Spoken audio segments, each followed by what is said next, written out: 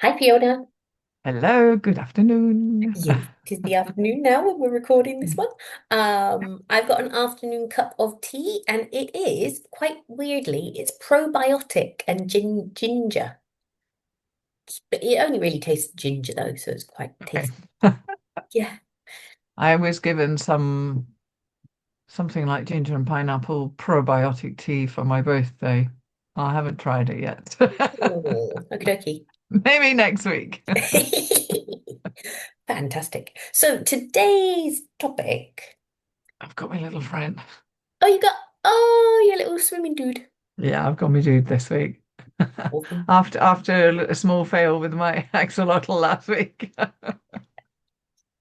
Oh, and my tea is cream egg flavor. No. Ooh. What's it like? Yeah, Have you tried it? yeah, I've tried it. I can't tell the cream egg, but I don't put milk in my tea. Maybe it's one that needs milk. It just Hmm. tastes like black tea to me, but never mind. Yep. But it's Yep. nice. It's nice. Very good. Very good. Okay, okay. So today, uh, we have a topic in mind, which is grammar. But Everybody's favorite. the plan is not to get into the nitty-gritties. We'll kind of think about different tenses and stuff at some point moving forward. But first of Yeah. all, I mean, so you just said then everybody's favorite. How do you feel about tackling grammar in the classroom? Well, I mean, I say everybody's favorite because I was going to say if I say this is a grammar lesson, generally I get, "Ugh."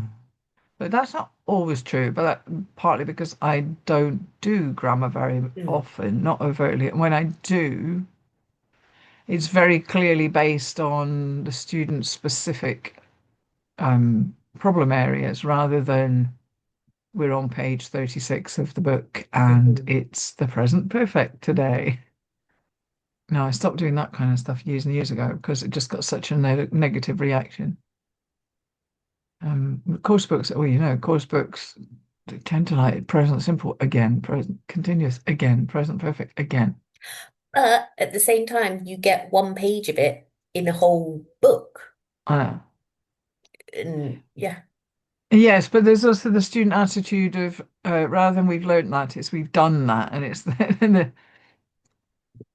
in fact, so before I was an English teacher, I was a French teacher, and I remember teaching a chap who at that time was very well known as a rally driver, and he had just moved to a French team, and he was doing the Paris Dakar, and he needed to learn French.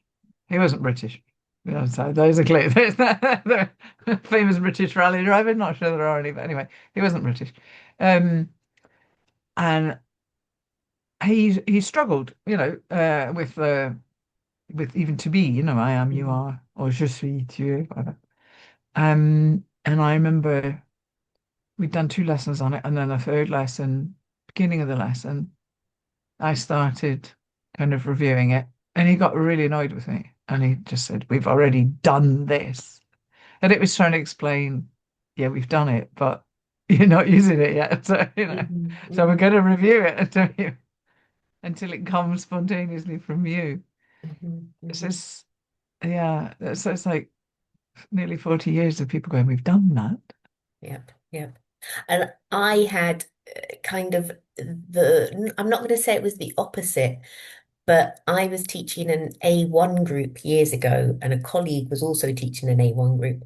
And we had very different approaches. So mine was much more, let's use the grammar in context.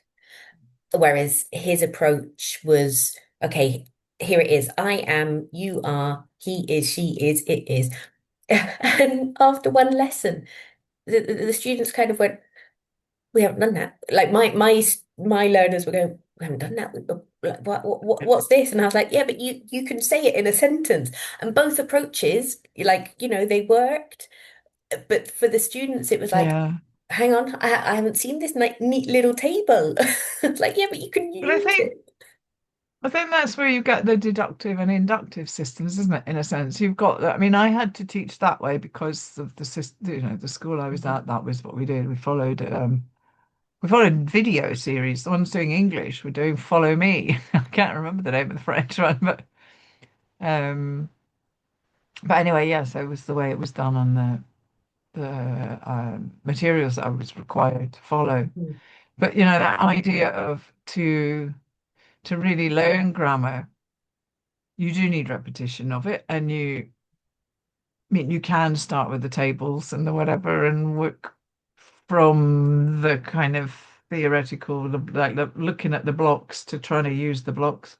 mhm, Or you can start from using the blocks, but at some point it is worth stopping and saying, now let's analyze why these blocks fit together, mhm, mhm, mhm, And it's the noticing. So you either go from the usage to noticing, I think, and drawing attention, because if you don't, it's this subconscious thing, if you may be using something, but it's that moment of when you understand it is mm, when it really sticks. And that's not just true of grammar, that's true of a lot of things, like, I don't know, making a cake or something. If you suddenly understand why those ingredients work to make a cake, you can then apply that knowledge to other recipes. mm, mm. My So Sorry, my mind was going off on a bit of a tangent then, because when you mentioned blocks, I was visualizing the Cuisinart the rods. Cuisinart, yes. And I was thinking, I remember clearly an activity being taught with Cuisinart rods, which was adding a little block as the third person S. Like Okay. I like, he likes. But we know that you can drill that and drill that and drill that, but students don't really internalize it. It's like one of the No. latest things that Mm. they really use Yeah, in yeah, terms of second language acquisition. yeah. But, It's a tricky got one me as so well basic. because this is it. Sometimes it's a grammatical issue, but like my students, depending where they're from, they don't pronounce final S's. Actually, probably true in Spain as well. So occasionally it's not a grammatical error, it's pronunciation. The Mhm, difficulty is mhm. working out which it is Yeah. And the fact because that it generally has absolutely no effect on no, intelligibility. no, exactly. I mean, you're more likely to struggle with, or not struggle, but get confused by somebody using the present instead of the past, Mm, which mhm, also happens. The ED ending does get dropped, as you mhm. know. And again, sometimes that's a pronunciation one. Yeah. But that one can lead to people going, what, you mean now? Or, Mhm, mhm. Yep. yeah. Yep. But nowadays, I mean, right from the start, even, even low levels, I'm far more concerned about starting with vocabulary because you can have a conversation or at least respond to things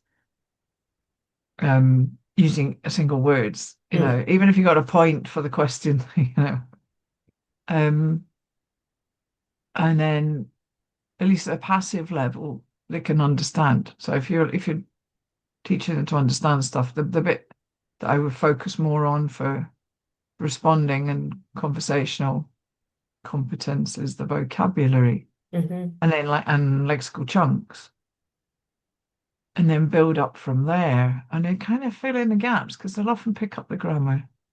Yeah.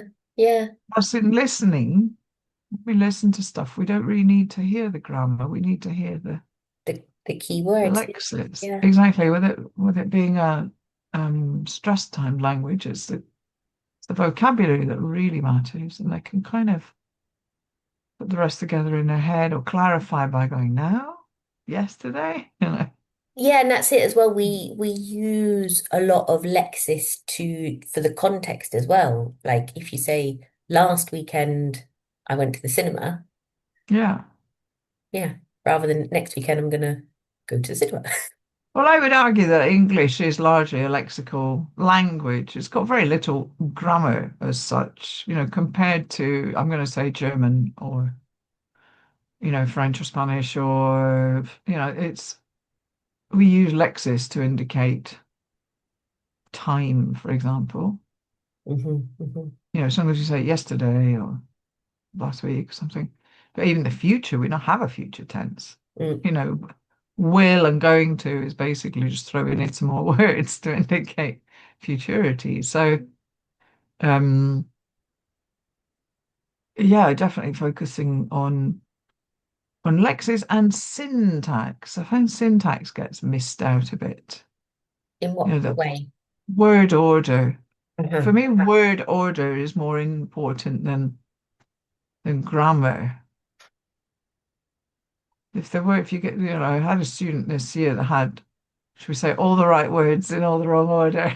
And it was quite tricky sometimes to work out exactly what he meant. Mm, mm, Whereas if you get the words in the right order, but with dodgy grammar, generally speaking, you can convey yeah, your message. yeah, It's a funny one, but this is Japanese functions so differently from English. yeah. And I mean, how useful do you feel that kind of contrastive analysis is? Obviously, with Japanese, if it's so different, there's absolutely no opportunity to use it. But you've taught in Spain. Did you ever find that that was a useful approach for teaching grammar? Sometimes, and I actually find it as useful with the Japanese as well, because they get frustrated with the fact, for example, that they almost never remember to put in at and the. Hmm. And they feel like they're not learning. And if you actually just sit down and say, well, I don't speak Japanese, but I'm going to guess that you don't have an equivalent in your language, and they'll go, ah, no, we don't. You go, well, okay, so it's not so much of a mistake, it's just that it's coming from your language, and essentially like a new concept. So don't worry, it Yeah, will come with practice. And yeah, then they don't feel like they're making a silly mistake all the time. They they know where it's coming from, so they yeah, feel more comfortable about it being just part of their learning process. yeah. And then there was something they were telling me the other day. I can't remember what it was. Was it like the past and the present are the same word or something? I forget now, but it was something like that. And again, we had that conversation with them, and me going, "Oh, well, that would explain why." So don't worry, it'll come, when your brain Mhm. gets used to Mm, using these concepts. I forget what it was. It was something, it was either plural and singular was the same word or past and present. I forget. But mm, so anybody who speaks Japanese better than me, I'm sort of A1 plus in Japanese. mm. Hopefully soon to become an A2, but. But yeah, it's a bit like we've mentioned this before. I think understanding stuff. So prepositions, for example, apart from prepositions of place, position or movement, Mhm. we very rarely encounter in grammar books or course books or anything any explanation of what the various prepositions are and what their job is. Mm, You just get this word goes with this preposition, and that's it. Whereas if we can help our students understand the type of function, because prepositions always express a relationship between two things. So if we can help students understand what kind of relationship it will tend to express, mhm, they've got a much better chance of getting them correct. mm, mm, But then, of course, some cultures or languages sort of see the relationship in different ways, but that doesn't really matter. They've still got a chance of getting it correct. yeah, Like yeah, I would say two is always like two, generally speaking, always has a kind of a whether that means in the future, even in the sense of I want to do, I mm, know that's not the preposition there, but the use of the word to, um, verbs with infinitives with to tend to throw the action to the future. I need to means I'm not doing it now, but it'll be yeah, a future action. I need yeah. to, I want to, I I hope hope to, I to. aim Yeah, to, yeah, yeah, I intend to. All these twos are kind of yeah, as is I give to you and I'm talking to you. yeah, yeah. Whereas Yeah, looking it's at you is more of a connection. It's not just one way. hmm. I Nice. don't know, I like that. something like that. Yeah, yeah. I was just thinking, one thing that confused my students with this idea of movement of prepositions was talking about rescheduling a lesson. And she was like, can I push it forward? And I was like, so we bring things forward and we push things back. And she was like, but that doesn't make sense to me. Yeah, she's right. Yeah. Yep. Push it back is much harder. Push it with your back, I guess. I Yep. think I mentioned to you about that conversation with my student with the verb to hunt for something. Mm. Did I tell you about that? This was a few weeks ago. And it made me realize the importance of prepositions and these things, you know. Yeah, yeah, But, to hunt for something. well, Yeah. this is it. We had seen a peacock at the side of the road, sitting watching the traffic go by. And student said to me, and I was taking him somewhere, and he said, "Oh, I've never seen a peacock before. You know, not I've seen it in photos, but I've never seen a real one." So when we'd been to the place on the way back towards Oxford, I said, "Would you like to see more peacocks?" And he said, "Oh yeah, yeah, yeah." I said, "Okay, well, we'll go, I'll take you to a place and we can hunt for some." And we got to this, it was just a local garden centre where the peacocks from the Arboretum tend to kind of escape and wander around this garden centre. And I parked the car and we're sitting there. And I said, "Come on, let's go hunt for some peacocks." And he wouldn't move. Like, "You all right?" Hmm, sort of thing. And I said, "Come on, we won't be long. Don't worry. We're just going to hunt for a few peacocks and then take a couple of photos and go." And then he said to me, "But we won't kill them, will we?" I'm like, "Kill them?" And then he said, "Hunting peacocks." Mhm, mhm. Oh, no! So, grammar is important. Prepositions are important. And Yeah. understanding the difference between a verb with and without a preposition is important. I guess this goes back to phrasal verbs, but I was just thinking, going back to training on the Cert TESOL, and they used to do a learner profile. And one of the questions that always came up, so they had to kind of analyze the learner's reading, writing, listening, speaking skills. And then when they were looking at the speaking and writing, they had to identify errors and classify them. So many questions about whether prepositions were vocabulary or grammar. And it's just like, well, at the end of the day, does it really matter? But then, like you say, it depends on how they're being used and yeah. yeah, I guess as they're certainly part of vocabulary because they have a meaning and they Mm, change meaning. And they change it not quite in the same way as a morpheme changes grammar. mm, And there is certainly when you go back in time, a sort of consistency in the meaning of each preposition. That's sometimes changed in modern English, yeah. but yeah, no.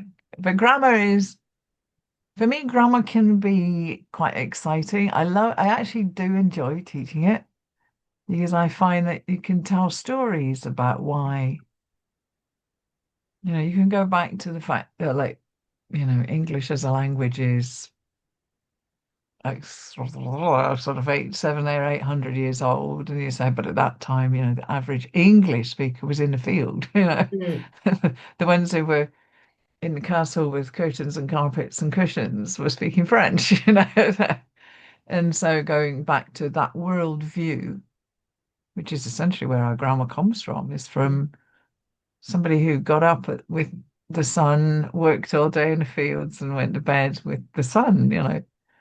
Um, and when you kind of look at it that way, you start to understand a lot more, I think, about English grammar, like the tense system. Chronology and time meant nothing to that kind of mm, person. It's like small children. I remember my younger son when he was very little. When he said yesterday, he just meant sometime before now.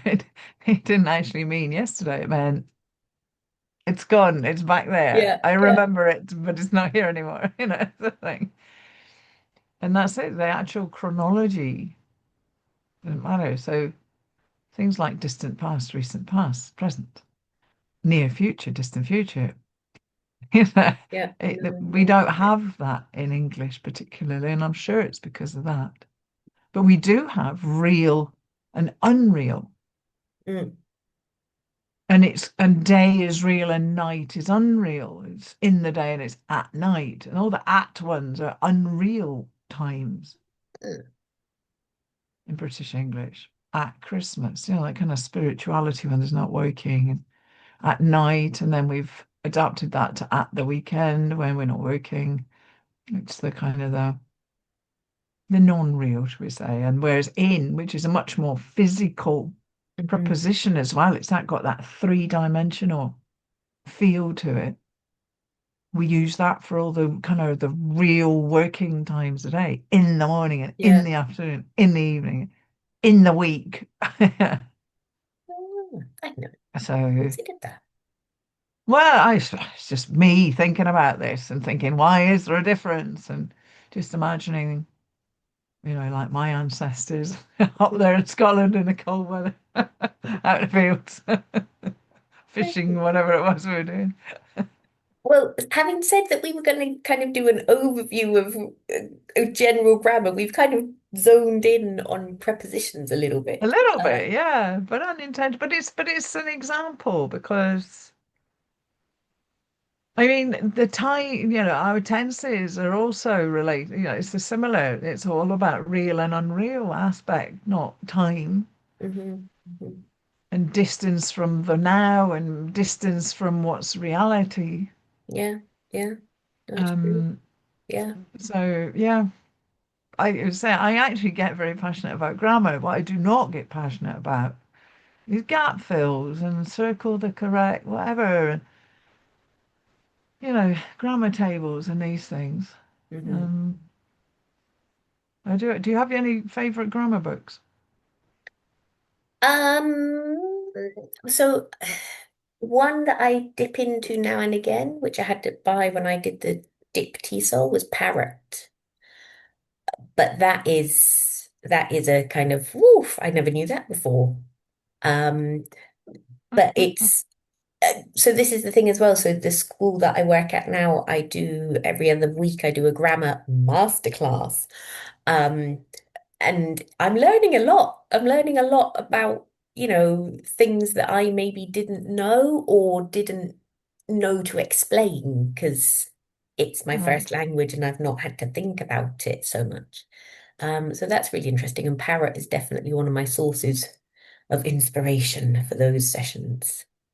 Yeah. And what about Um, you? A favorite? um, well, for the theoretical parts, there's various bits and bobs, but that's from teaching opositores, and I'm not even going to mention those because they're not. That's for, like you were saying, diptisol for the more if you're doing applied linguistics or something. Mhm. But for classroom usage, I still love my battered old bright yellow copy of Swan and Walter's How English Works, and it's in my office at the moment because I use it in class a lot. Mhm. And then I've got this one here, Tony Penston, which is pretty good. Some of it I'm not so keen on because it feels traditional to me, but then that's what a lot of other teachers would like, all the grammar tables, me not so much. But it's got some little nuggets of, like you say, of ideas. You think, oh, I hadn't thought about that. That Mhm. would work. So Mhm. I'm going to put this back. Sorry. So I think those are probably my go-to ones. Mhm. Almost anything written by Michael Swan. Yes. Yes. Um, but yeah, and then that one's okay as well. One I do have, and I know that you've got the vocabulary one of this, is ETpedia. Wikipedia. I knew you were going to Yeah. say that. Because, I again, wrote the great for vocabulary one with practical Julian. ideas Was as it well. Julian Stacey and I wrote it? Yeah, there's the grammar one as well. Yeah. Yeah, that came out about the same time as ours, I think. Mhm. Excellent. Yeah. Well, we will be back with more grammar, more topics around grammar in the future. Maybe we should do a vocab one as We well. should do a vocab one as well. And you can shine your little Wikipedia vocabulary as well. Oh. Fantastic. Well, Meanwhile, it's goodbye from her and it's goodbye from me. see you again next week.